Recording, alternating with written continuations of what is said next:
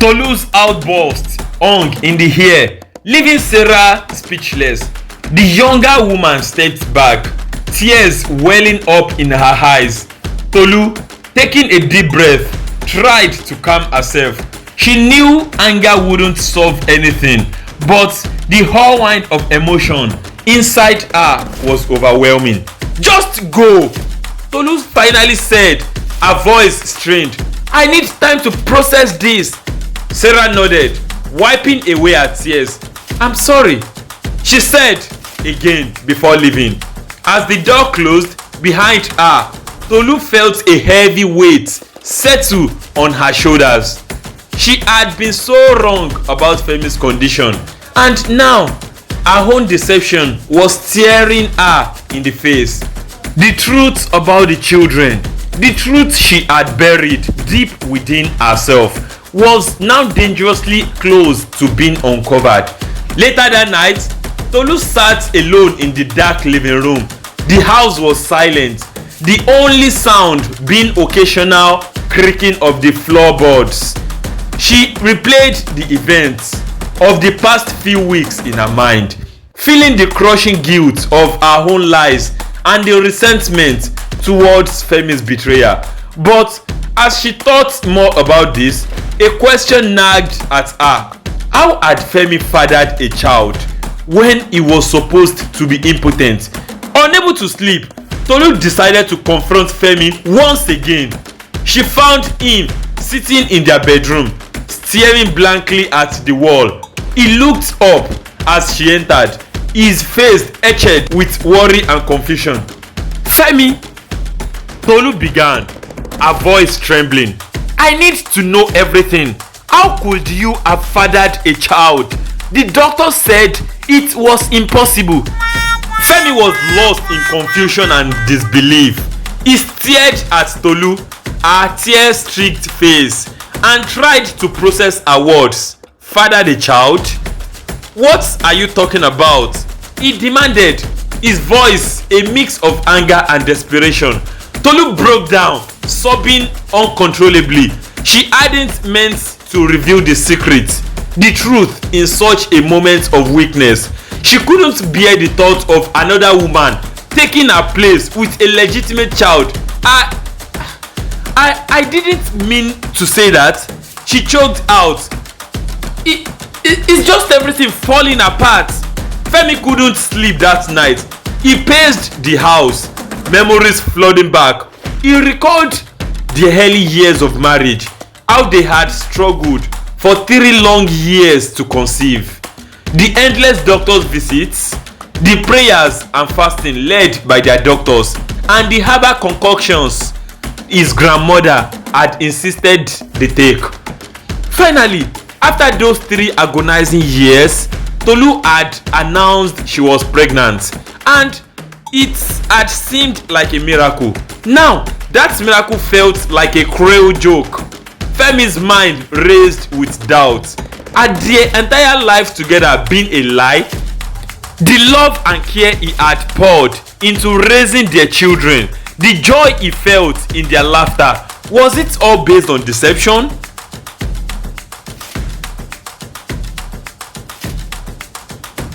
Morning couldn't come soon enough. Determined to uncover the truth, Femi got up early, bathed the children, and took them to a renowned hospital far from their usual one. He couldn't trust Tolu anymore. The hospital staff guided him through the process of paternity testing.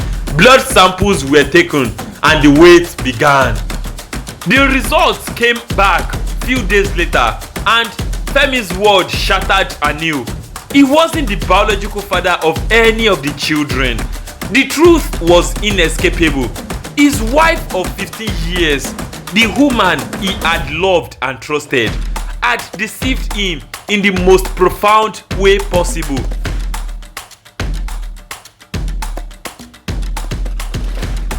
Femi returned home, anger and sorrow warring within him. But when he arrived, he found the house eerily quiet. Tolu was gone, and with her, all her belongings. A long letter lay on their bed. addressed to him. Hands shaking, Femi picked it up and began to read. Dear Femi, I never imagined our life would come to this. The truth is unbearable, but it must be told. I have wronged you in ways I can't even begin to atone for.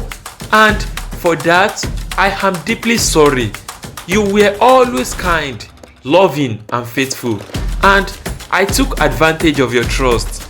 After we struggled for so long to conceive, I discovered you were impotent.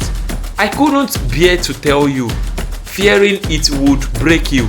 Instead, I made the decision to have children by other means, seeking out men who could give us what we both so desperately wanted. It was so wrong, but my guilt has haunted me every day since. I justified my actions by telling myself it was for our family, to keep us whole and happy.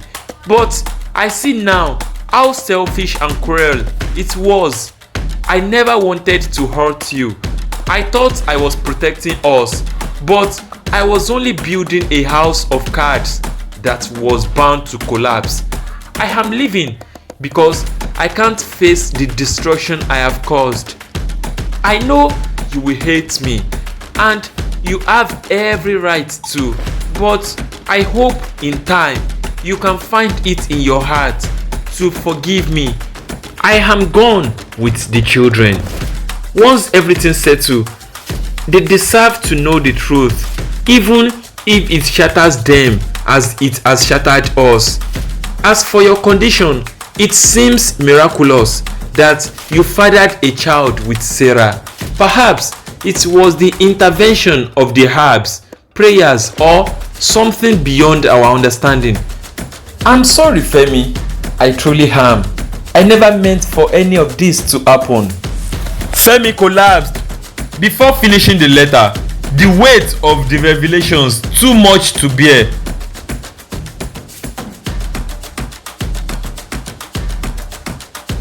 When Femi woke up, he found himself in a hospital bed. The sterile smell, the beeping of monitors, and the unfamiliar ceiling all felt surreal. He tried to move, but his body was weak. Slowly, his eyes adjusted, and he saw Sarah sitting beside him, holding a newborn baby. "You are awake," she said softly, relief flooding her face. Femi's mind was hazy, but he remembered everything. The letter, the paternity test, Tolu's betrayal, and it was all true. He looked at the baby, his baby, and a tear slipped down his cheek. "You have been in coma for 3 months," Sarah explained. "The shock, it was too much for you." Femi couldn't speak. He reached out a trembling hand to touch his son, the only bright spot in his shattered life. He felt an overwhelming mixture of grief and hope. His past was irreparably broken, but his future lay in the tiny, fragile life he now touched. Months passed, and Tolu and the children vanished, leaving no trace. Femi never heard from them again. The pain of their betrayal lingered, but he found solace in Sarah and their son. They started a new chapter together, building a life on a fragile foundation of truth and hope. Femi learned to live again, cherishing the moments with his son and the quiet strength of Sarah by his side. Though the scars of his past would never fully heal, he found a new way to move on, embracing the love and the family he now had. And in the head, that was enough. My people, fear women, oh.